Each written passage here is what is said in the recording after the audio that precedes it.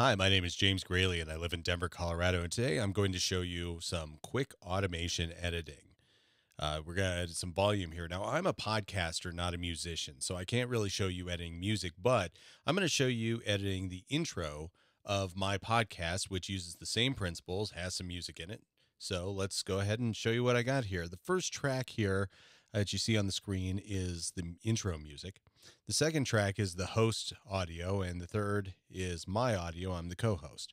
So what I need to do is I need to lower the volume of the music when Jay starts talking. Then I'm going to raise the volume back up when he's done talking, have it up for just a moment before in this little gap here, and then lower it and fade it out as we start the actual show. First thing I need to do is look at the automation. So I'm going to press A on my computer keyboard, and that brings up the automation view. You can see the yellow line in this first track here is automation volume. And you can see in the lower left, I've already done some automation editing. You can see how I've boosted and lowered things. First thing we need to do is make sure that we're editing the right thing. We want to make sure we're editing volume. So over on the left-hand side, you see the yellow volume word. If I click on that, you see other things that I can automate. Pan, solo, EQ parameters. If I were to click on pan, that would show pan, and it's now green, and I could edit the pan data. But I want to do volume, so we'll just keep that at volume. Also, I want to make sure that I'm in the right mode for editing. In the class, they talked about touch mode, latch mode.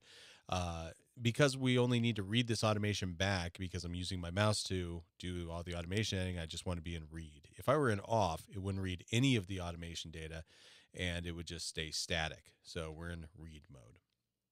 Let's zoom in to what I want to affect. The very first thing I want to do is I want to drop the volume of the music when Jay starts talking.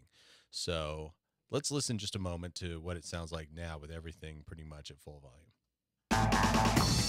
Hello, Avalanche fans, and welcome back to the Avs Hockey Podcast. It's all pretty loud, but also I want to make sure that I'm making room for Jay to start talking. So first thing I've actually done, let me zoom out one more time, is I put a couple of data points at the end, a couple of points of automation here, just so that after this 0, nothing is going to be automated. Nothing is going to be affected by anything I do previously. Whenever you do automation, it kind of tracks to the next automation point, and we want to use that to our advantage. So let me zoom back in. So the first thing I want to do is I want to start the fade here. I'm going to put a point. I'm just going to click on the line and put a point, and I'm going to click on one where I want the fade to end. Then I'm going to put a fade point at the end where I want the fade back in to start and where I want that to stop.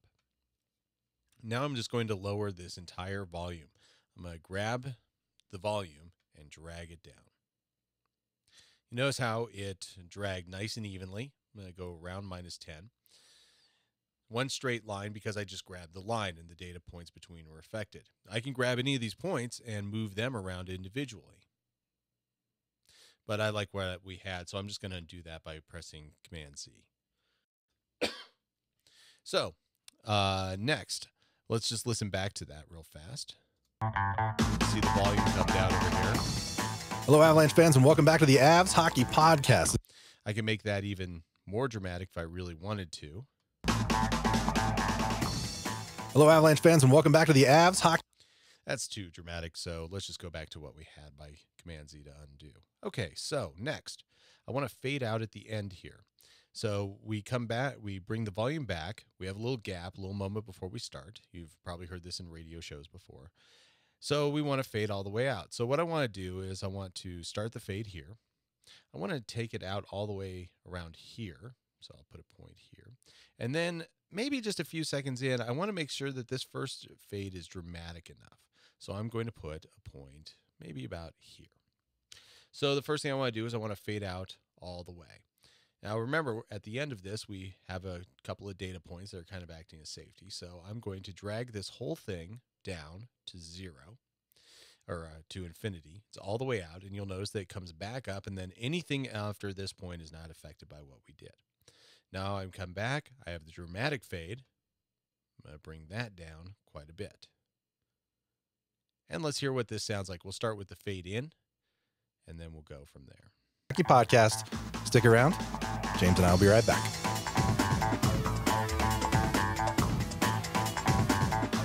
Hello, Avalanche fans, and welcome back to the Avs Hockey Podcast. This is your home for almost everything Avalanche. And I'm your host, Jay Veen. Here, as always, with my ill friend, James Tapeleg Graylian. I'm plague infested. So you can see how I did this, how I started to fade out, how I started to fade out a little bit, but only so much. Left it underneath, made room for Jay's voice, then brought it back up, presented kind of loud again, and then a quick dramatic fade, tailed out all the way until that music was done playing and that region was over, and then let it just go back to regular automation. And then anything that would be after this in the track would not be affected by what I did. I hope that explains automation to you. I hope it wasn't too long, and I hope it wasn't too boring, and I hope that you're enjoying this class as much as I am. Thanks a lot for watching.